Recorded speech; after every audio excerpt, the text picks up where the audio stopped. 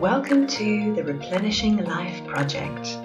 30 days to recover from burnout and reclaim your vitality. With your hosts, Morgan B. and Lucy Ann Chard.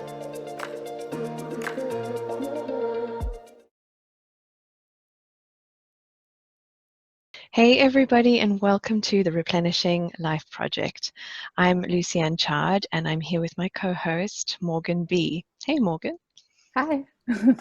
And today we're very honored to introduce our guest, Natalie Walstein. As a career astrologer at Soulshine Astrology, Natalie Walstein blends ancient astrological guidance with modern down-to-earth career coaching to help creative souls on a mission to discover their true calling, while also backing it up with practical steps to move forward and make it happen. Natalie, it's such an honor to have you here. Welcome to the Replenishing Life Project. Thank you so much for having me. I'm so excited to chat with you guys. Yay! So, Natalie, tell us a little bit more about yourself and how you came to do the work that you do in the world. Yes. So I think everyone's kind of on a mission to find that thing that they love doing and get paid for it. I mean, not everyone takes it as far as other people, but for me, I was in a career as a graphic designer for a long time. And for about 5 years, I ran my own business.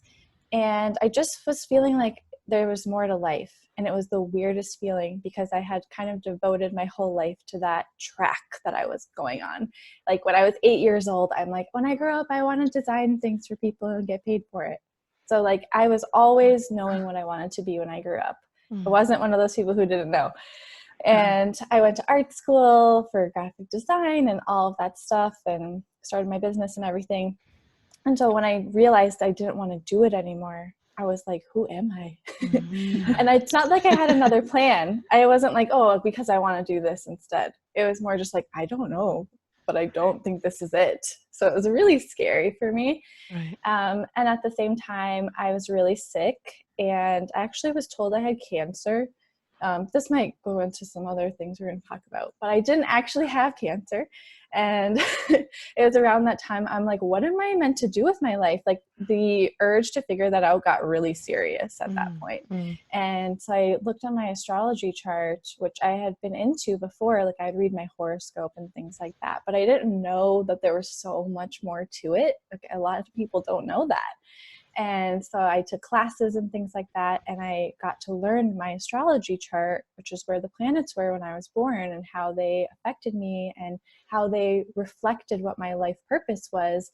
And it turned out I was meant to help people on a deeper spiritual level, which I wasn't doing before. But I was like, ooh, that sounds cool.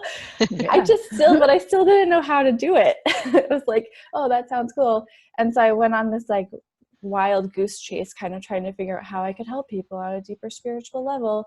Tried all these like different things, intuitive development and Akashic records. And then I, of course, came back to astrology. I'm like, wait a second. Astrology is helping me with my career right now. It could probably help other people with theirs too.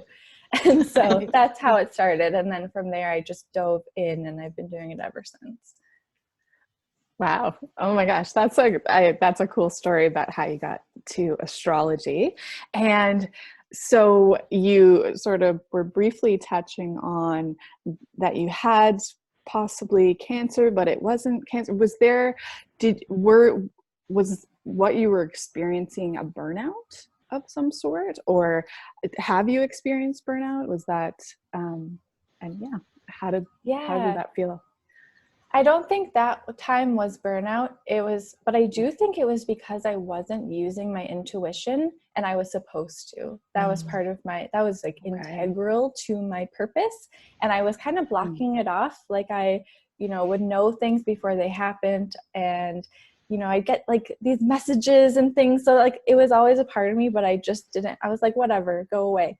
And so that's why I think I got sick. Cause I needed like this wake up call. Like you are so close to your path, but you just need to go like this way.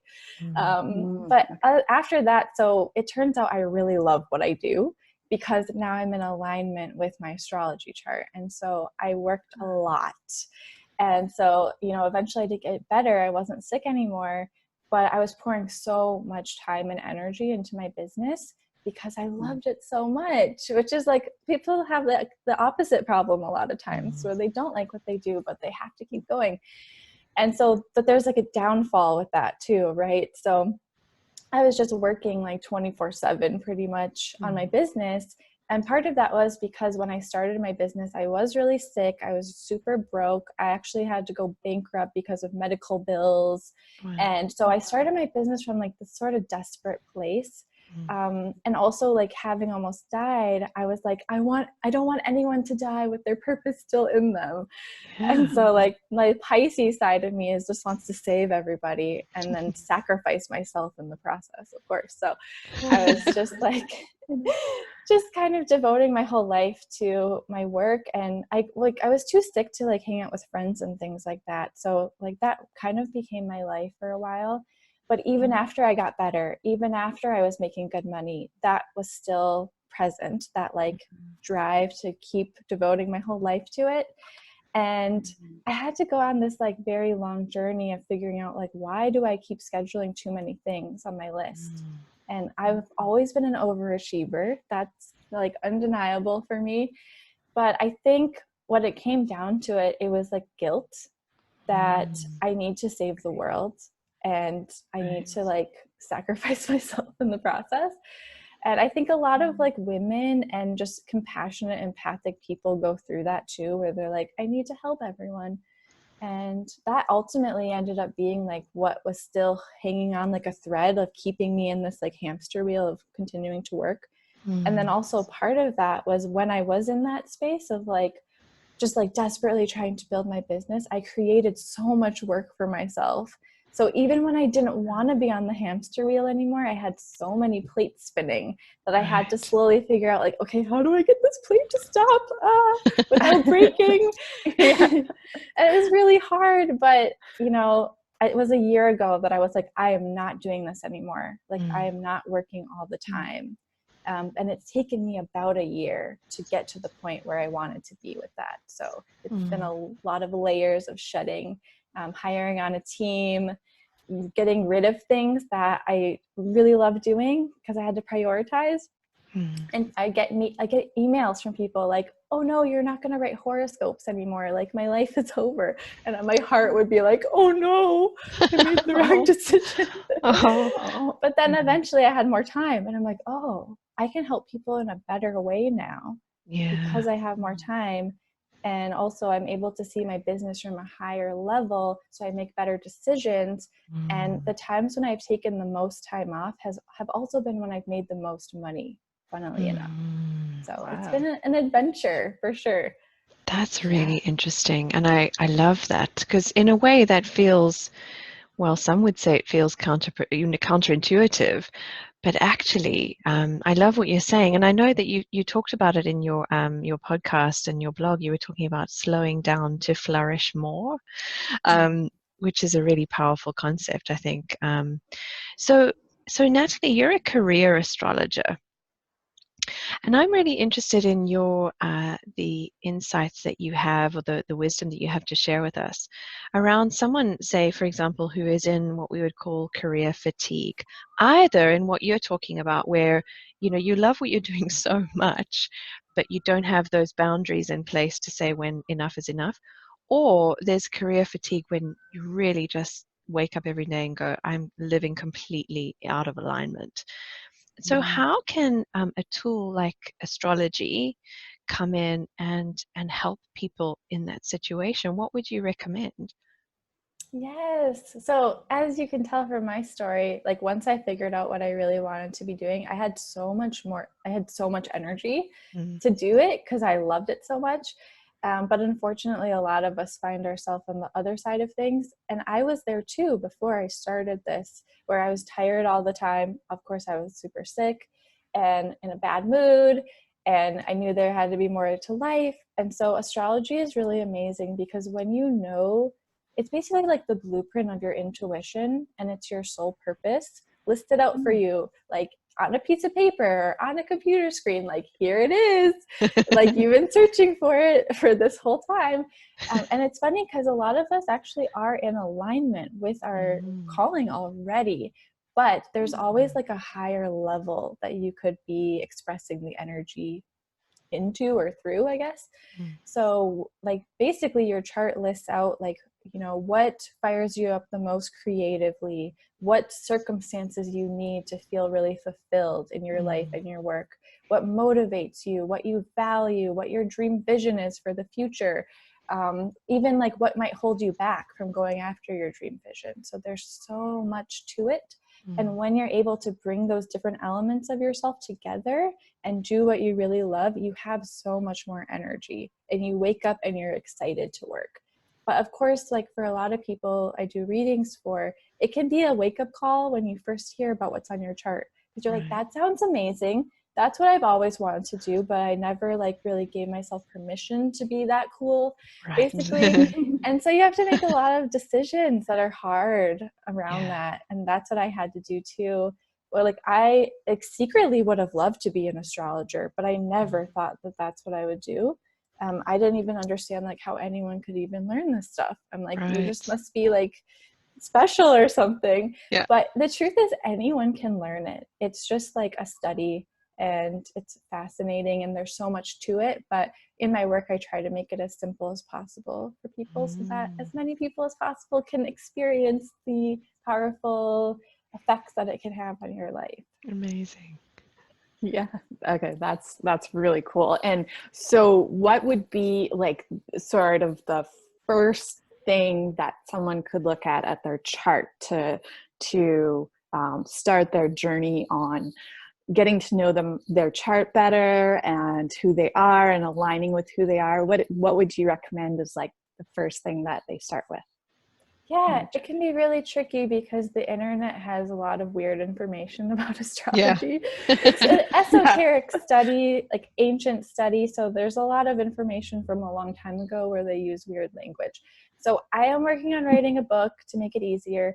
But if you want to kind of study it on your own for now, I would look up your sun, moon, and rising sign. And you could just do like a Google search for it or say like free birth chart on Google and find it. And your sun sign and your moon sign are really important, but your rising sign is actually the work you're meant to physically do for a living. And like these are all aha moments, each one of those, but I think the rising sign really helps drill it down. For example, I'm a Sagittarius rising, and Sagittarius is like the guide. So I meant to dive really deeply into the things I'm fascinated by and then bring them back to share with others to help widen their horizons of what's possible for them.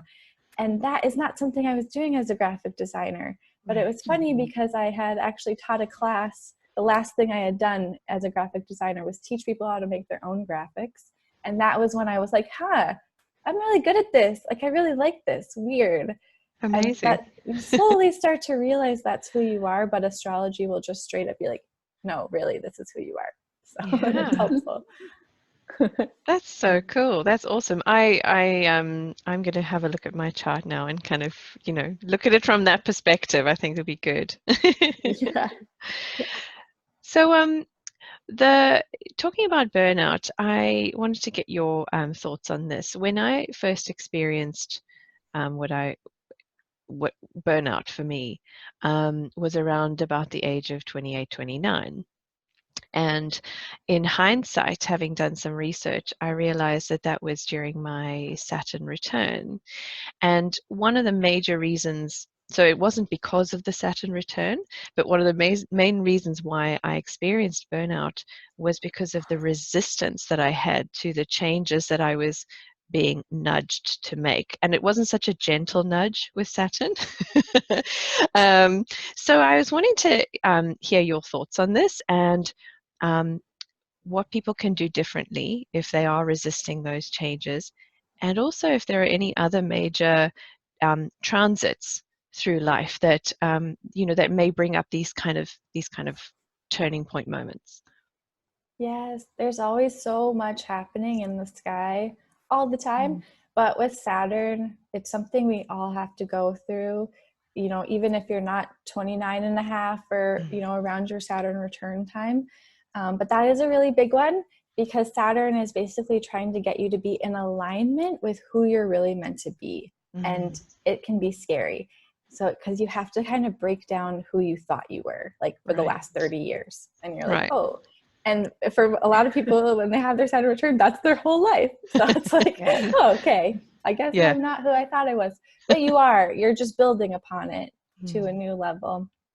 And I'm actually going through my Saturn return right now. Oh, wow. And it's been a really good test, because I've put all these tools in place to not burn out. And so there was a little test, and I'm like, I could either go down that road again, or I could be like, no, I'm not doing that. And so far I've been doing, no, I'm not doing that. Amazing. Which is good. But regardless of like how much you prepare for your Saturn return, it's still going to be hard. It's like a pressure washer from the universe, you know, trying to just get you it's actually where you want to be. That's the hard thing about it. You just don't really realize that it's going to be better yet, because it feels so painful.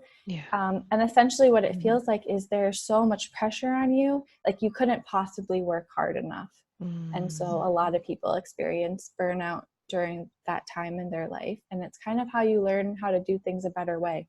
And then you carry those lessons with you the rest of your life. So it's fairly rewarding in the end.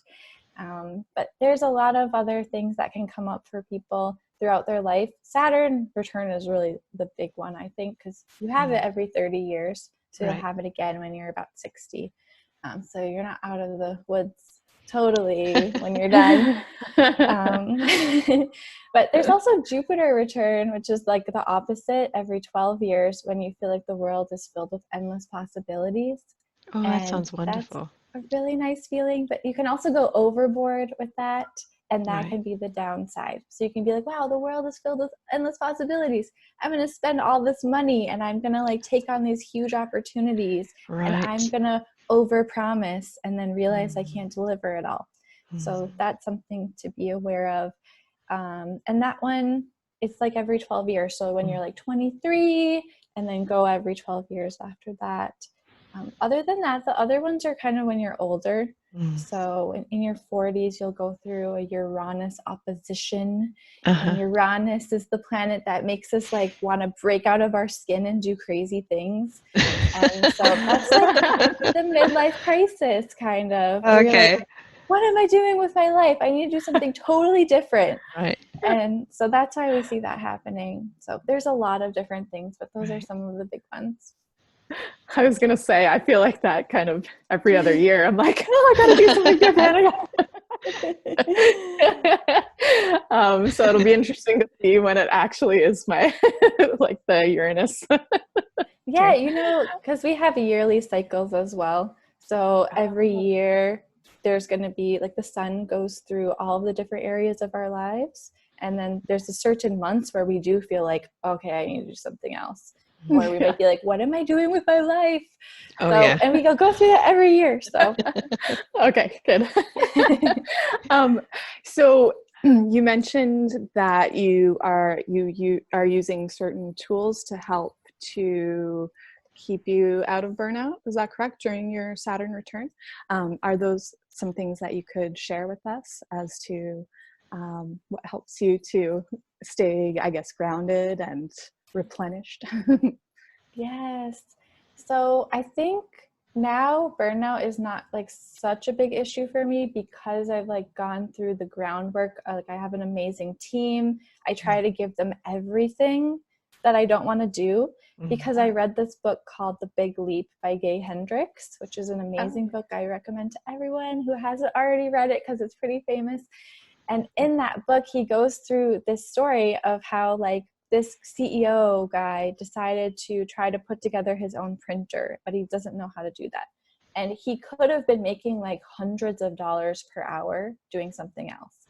And instead he ended up hiring a kid to do it for like $20. And so it's like, you can either spend all your time doing the stuff you don't know how to do, you don't like doing, or you could hire someone who actually likes doing it or knows how to do it really well. And meanwhile, you could be working in your zone of genius. And so like not everyone is in the space where they feel comfortable hiring on people to help them, but I wasn't ready either. I was just Right. like, hope this works out. Yeah. And luckily it did. So it's good to have a store of savings, if Yeah. you're going to up level in that way. So that has definitely been the biggest thing for me. But I think also if you're kind of stuck in that cycle of burnout, as I was for a really long time, it's really important to have like time for yourself every morning, to like just sit on your couch and drink coffee and pull some tarot cards or tea or whatever you like to drink, and journal. And journaling is really important as well. Yeah. Just to ask yourself every morning, how do I feel today? How do I want to feel today? And what is going to allow me to feel that way? And if you do that every day, your life will slowly morph into what you actually want it to be. Because you're like, well, this morning I said I didn't want to feel this way, but I'm feeling this way. So something needs to change here. Yeah. So that's big. And oils and crystals and, music and things like that always kind of help me slow down and get in the flow too. But the team and having that like time for yourself, I think, are the biggest things that helped me kind of get through that really tough time in my life when I was still in the cycle. I love it. It's such a good reminder as well. I love hearing you say it. It's a good soothing reminder. And I love what you're saying, because you're talking about building, really building a practice of self-awareness. And those tools that you're talking about allows us to do that. So let's talk a little bit about the moon and the role that the moon plays in our emotional well-being, and how, as humans, really, we can work with the moon phases to support our vitality. Yes, that's such a big one that I talk about all the time, because like I was saying before, astrology can be really daunting, but the moon is in the sky and you could actually see it. And it's a good way to feel connected to astrology, when you can actually see something. And it's really easy because you can see, like, if the moon is growing in light over the days, that's actually the time when we're meant to be working hard. We're meant to be going after our goals and putting in maybe longer hours. I mean, you don't have to go crazy. Maybe you want to. Maybe it feels good, but it's okay. And then the full moon is when we reach the culmination point of what we've been working on, and we can see it for what it really is. We can see the lessons we've actually been learning, and how to either pivot or celebrate how much we've been working. And then after that, when the moon starts fading into the sky, is when we're meant to be like taking a step back and reflecting and releasing things from our schedule, finishing our projects, not adding new things onto your plate. And it's really nice because it's like this permission slip from the moon. Like, the moon isn't even working full time all the time. So we don't have to either. And it's just a nice reminder to like be in tune with nature. And things work out so much better when you're doing that, because that time when you're resting is really when you're like making space to download new and better ideas. But if you're always working, you're not open and present to those ideas. So that's why I think even just looking up at the sky is a powerful practice to have. Nice.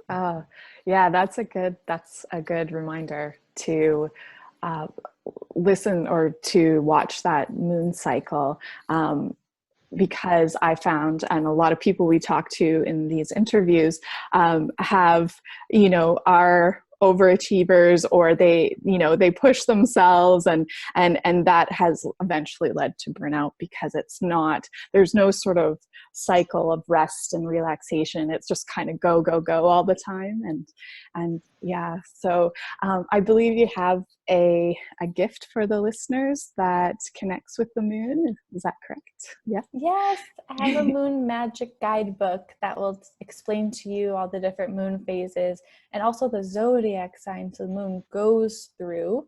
So that way there's like a whole other layer to this that you can go into on how different zodiac signs will give us a different energy. So like, for example, when the moon's in Aries, we feel more like excited to go after things and work hard. Whereas when the moon is in like Pisces, we want to like slow down and kind of like daydream more. And so each sign has its own personality that the moon is like reflecting down to us like a satellite. So it goes through kind of how to work with the moon, and then it comes with a moon calendar that I send out every month. So you'll get like you'll be able to like track the moon where it is in the sky, you know, even if you're not able to look outside. So that's helpful too. Amazing. That's amazing. That's really generous. Thank you. So we'll put all of those details in the notes so everyone can take, can sign up for that. Mm-hmm. So while we have you as a career astrologer, let's talk about 2020. Morgan and I were talking about this before we started the interview, and how, there's a lot of information out there talking about how it's going to be a juicy year. So what's your take on it? What are your insights?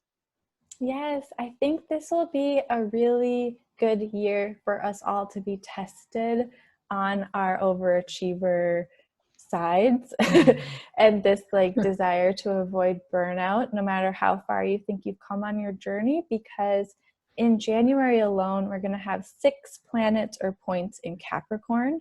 Wow. And Capricorn is the sign that rules over our career, our higher calling, our public image, wanting to look good on paper, like we've achieved everything, like we're, doing great in life and we're successful. And there's going to be a really big drive to want to like live up to really high expectations that we set on ourselves, most likely. Like the world didn't actually care if you did that, but you're like, I'm going to do it just to prove to myself. Yeah. And so it's kind of hard because like for the last year, we've had this point called the South Node of past karma in Capricorn. And that means that we've been on this like cleansing journey to let go of that like tendency to want to overwork to the detriment of, how we feel. And so we've been on this like long mission to try to like get rid of that like hustle mentality. And so this is like, okay, did you do it? Like, are you going to like fall back into that? But at the same time, what's really beautiful about all this Capricorn energy, Capricorn's not a bad guy or anything like that, but you can go overboard with these things, with any sign's energy. But you can like achieve anything you want to in life this year, which is amazing because Capricorn is a sign that is super ambitious, and it will go like that energy will take us to the ends of the earth to have the vision that we want for our life. So it's important that you're creating a vision that you actually want, that isn't based on what you think other people want to see from you. It's more like it would feel good to you in your soul kind of thing. Yes. So that is like my big advice for next year, for 2020.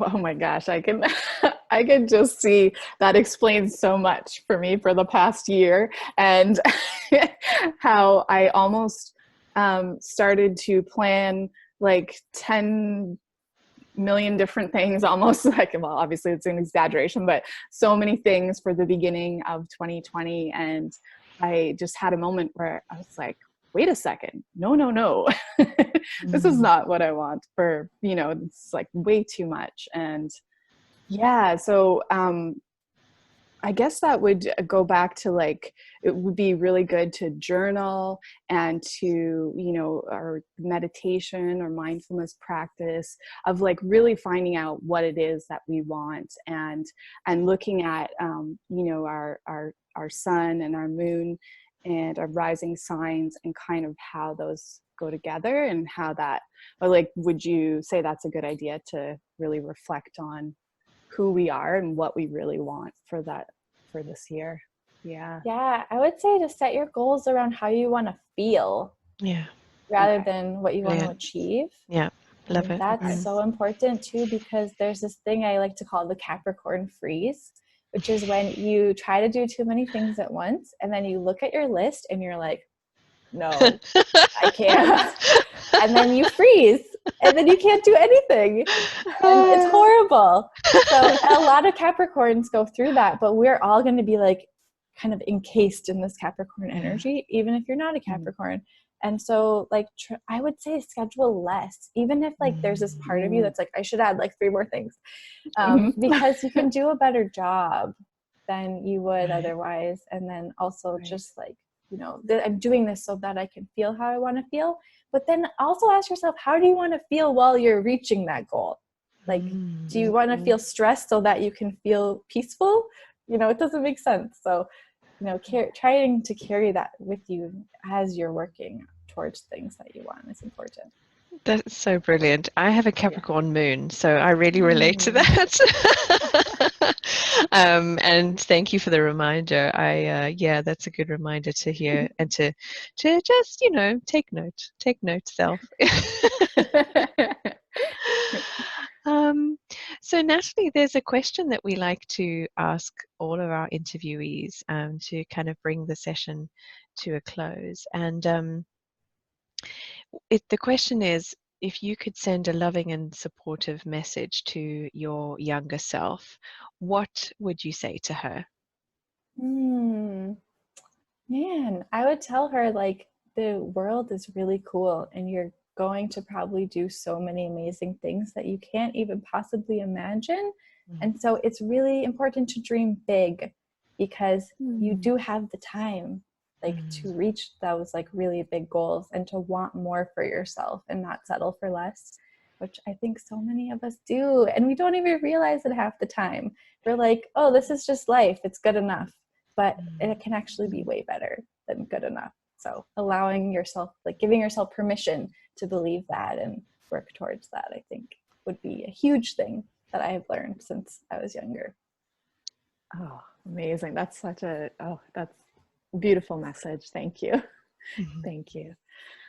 Oh, thank you. Well, thank you so much, Natalie, for being a part of this project and this interview series. We really appreciate having you on here and sharing your insights and your story.